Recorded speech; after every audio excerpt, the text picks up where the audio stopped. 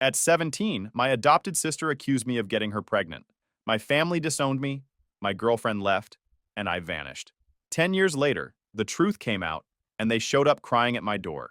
I didn't answer. Ann Williams' request to meet with you at Maple Ridge Correctional Facility. For a long time, I just stared at it. Her name looked wrong on paper, like it didn't belong in my life anymore.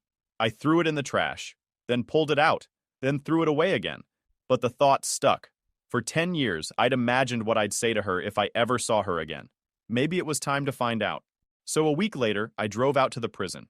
It was 2 hours away, in the middle of nowhere. The guard at the front scanned my ID, buzzed me through, and led me into a gray visiting room that smelled like disinfectant and old coffee.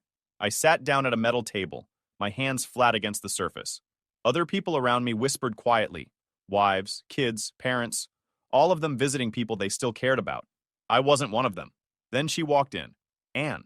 I barely recognized her. She was thinner, almost fragile looking. Her skin was pale, hair pulled back tight, face lined and tired. The girl who once cried in front of our family, clutching her stomach and calling me a monster, looked like a ghost now. She sat down across from me, eyes flicking up once before falling to the table. "Thank you for coming," she said softly. I didn't answer. She twisted her hands in her lap. "You look different," she said after a moment. "Older." "You look guilty," I said. Her eyes filled instantly. "I deserve that." "No," I said calmly. "You deserve worse." She nodded slowly, tears already building. "I know. And I'm sorry. For everything. For lying. For ruining your life. For all of it." "Why?" I asked. My voice came out low but steady. "Why me?" She looked down, voice trembling. "Because you were safe to blame. You were quiet. You never fought anyone. I knew everyone would believe me because you were, you know, the good one. The easy one. And I panicked." I leaned forward. "You panicked? So you destroyed my life? You panicked? So you made your own brother the villain?" Her shoulders shook. "I didn't think it would go that far.